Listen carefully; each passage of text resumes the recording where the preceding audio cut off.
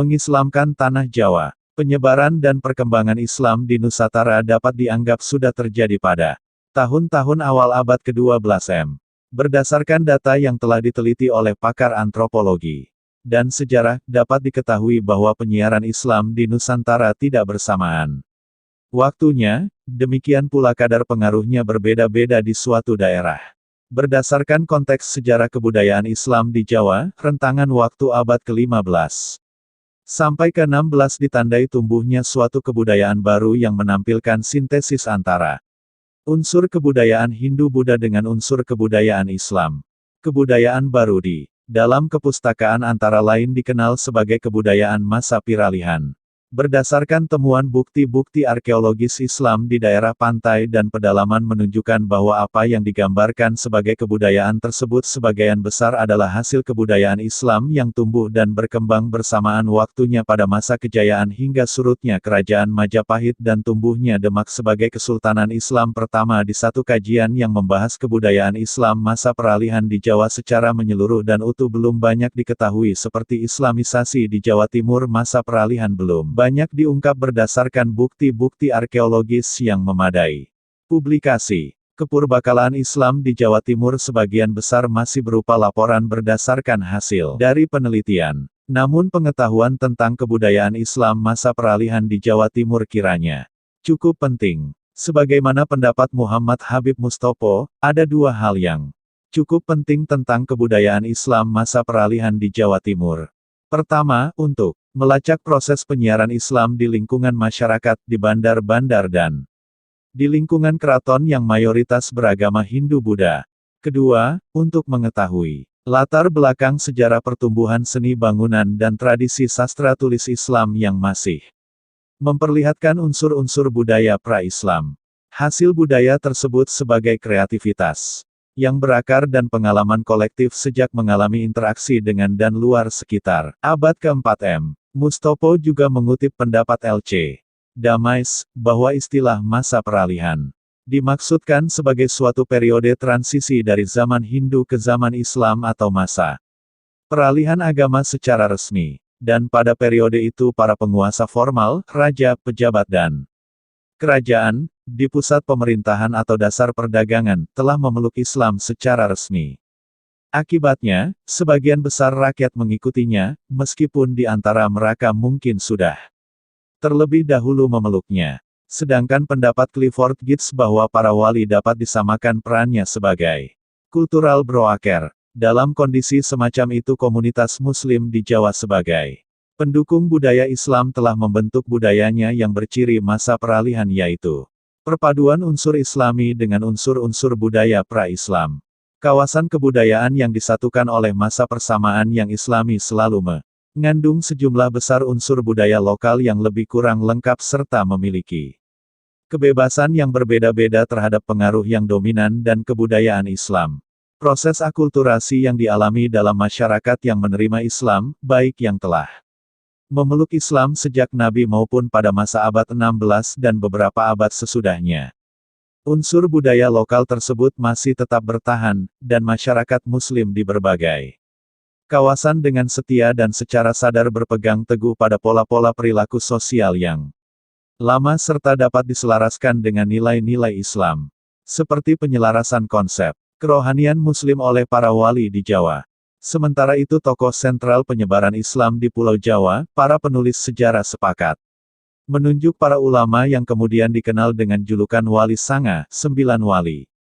Menurut kebanyakan penulis, yang dimaksud dengan Wali Sanga adalah Maulana Malik Ibrahim, Sunan Ampel, Sunan Giri, Sunan Bonang, Sunan Kudus, Sunan Derajat, Sunan Gunung Jati, Sunan Kalijaga dan Sunan Muria. Awal masuknya Islam di Jawa. Masuknya Islam ke Indonesia dimulai dari daerah pesisir seperti Pasai, Gresik, Goa, Talo, Cirebon, Banten dan Demak.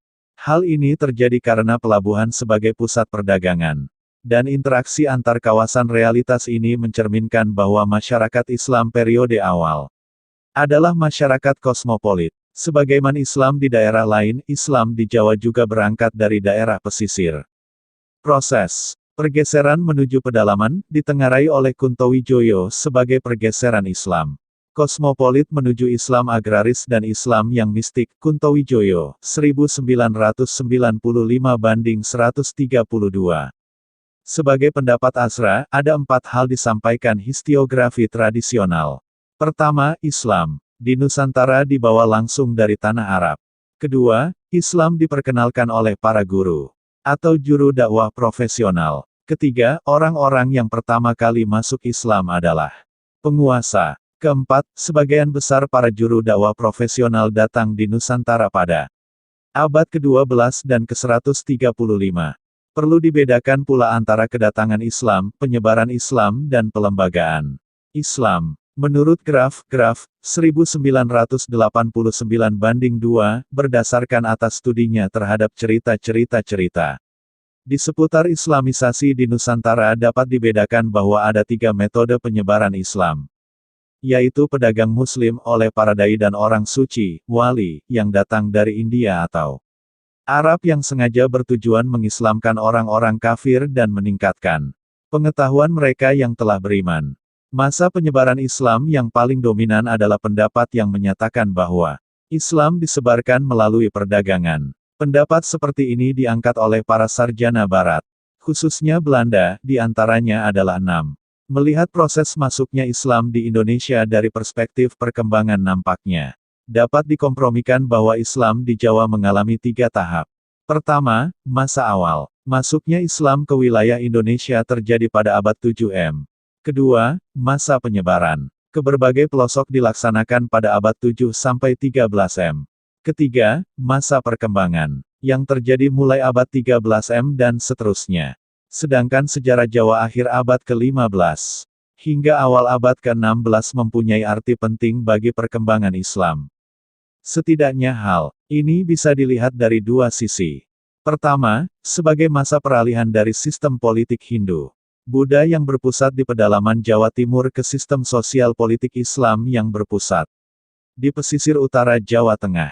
Kedua, sebagai puncak Islamisasi di Jawa yang dilakukan oleh para wali. Wali Sanga pada masa pelembagaan Islam menggunakan beberapa tahapan, yaitu pertama, mendirikan masjid. Dalam proses penyebaran Islam, masjid tidak hanya berfungsi untuk tempat beribadah tetapi juga tempat pengajian, dan dari masjidlah proses penyebaran Islam dimulai. Masa-masa awal proses Islamisasi, masjid menjadi tempat ritual, masjid juga sebagai pusat tumbuh dan berkembangnya kebudayaan Islam. Di dalam masjid segala aktivitas pengembangan Islam berlangsung. Banyak masjid yang diyakini sebagai peninggalan wali, dan dinamakan wali yang bersangkutan. Seperti masjid yang didirikan oleh Raden Rahmat, yang diberi nama lakap sebagaimana tradisi Timur Tengah, Sunan Ampel, sehingga masjidnya dinamakan Masjid Ampel. Masjid Giri didirikan oleh Sunan Giri, Masjid Derajat yang didirikan oleh Sunan Derajat dan sebagainya. Selain masjid dalam pembentukan kelembagaan Islam, Wali Songo dalam penyebaran Islam juga mendirikan pesantren. Di dalam khazanah penyebaran Islam, setiap wali memiliki pesantren yang dinisbahkan dengan nama wali tersebut berada. Seperti pesantren Ampel, pesantren Bangkuning, pesantren Derajat, pesantren Giri dan sebagainya. Peranan pesantren sebagai lembaga penyebaran Islam di Jawa telah dibahas secara mendalam oleh ahli sejarah, misalnya Subardi, 1976, dan Anthony John, sebagaimana dikutip oleh 8. Lembaga pesantren itulah yang paling menentukan watak keislaman dari kerajaan-kerajaan Islam dan yang memegang peranan paling penting bagi penyebaran Islam sampai pelosok-pelosok. Dari lembaga-lembaga pesantren itulah asal-usul sejumlah manuskrip tentang pengajaran Islam di Asia Tenggara yang tersedia secara terbatas. Untuk dapat betul-betul memahami sejarah Islamisasi di wilayah ini, kita harus mempelajari lembaga-lembaga pesantren tersebut, karena lembaga-lembaga inilah yang menjadi anak panah penyebaran Islam di wilayah ini. Pesantren menjadi sangat penting tatkala pelembagaan Islam telah berjalan sedemikian rupa. Pada abad ke-20, muncullah berbagai pesantren yang menjadi lembaga untuk pengembangan Islam dengan segala sistem pembelajaran dan pengajaran yang khusus yaitu Sorogan, Botonan dan Bandongan. Makna Wali Songo. Wali dan manusia adalah 2 entitas yang berbeda. Untuk bisa ke arah itu diperlukan penyadaran bahwa wali-wali adalah sosok yang memiliki kelebihan karena kedekatannya dengan Allah SWT. Wali dapat menjadi wasilah atau perantara yang menghubungkan antara manusia dengan Allah. Untuk dapat menjadi wasilah tentu harus memiliki atau memenuhi persyaratan kedekatan dan kesucian atau menjadi orang suci. Kedekatan tersebut diperoleh melalui upaya-upaya individual yang dilakukan seseorang dalam berhubungan dengan Allah lewat zikir atau wirid dan riyada yang sistematis dan terstruktur. Melalui kedekatan, takarub akan memunculkan aura yang disebut dengan kesucian. Dengan demikian kesucian adalah level kedua yang diperoleh seseorang setelah level pertama dipenuhi, dan lewat kesucian wasilah dapat dimaknai. Wali memiliki kekuatan supranatural dan manusia biasa hanya memiliki kekuatan natural. Agar sampai kepada kesadaran diperlukan penyadaran yang dibarengi dengan penguatan-penguatan kelebihan dalil-dalil dan nas-nas yang memberikan rujuan kepada Nabi Muhammad SAW.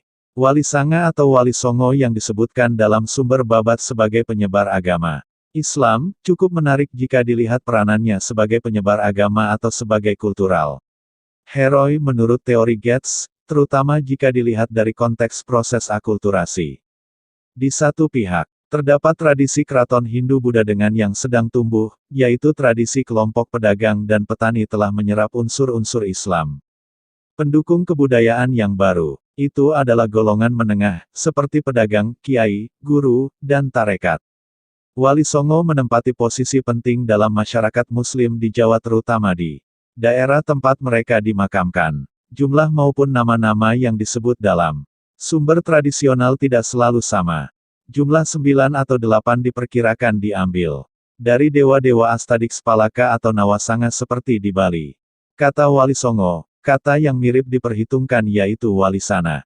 Kata Wali Songo terdiri atas dua kata Wali dan Songo. Di sini kita melihat adanya perpaduan dua kata yang berasal dari pengaruh budaya yang berbeda. Wali berasal dari bahasa Arab pengaruh Al-Quran. Dan Songo. Di sini kita melihat adanya perpaduan dua kata yang berasal dari pengaruh budaya Jawa. Jadi dari segi kata Wali Songo merupakan interelasi dari pengaruh dua kebudayaan. Dalam bahasa Jawa Kawi, wali adalah walia atau wididyardia. Namun kata ini tidak digunakan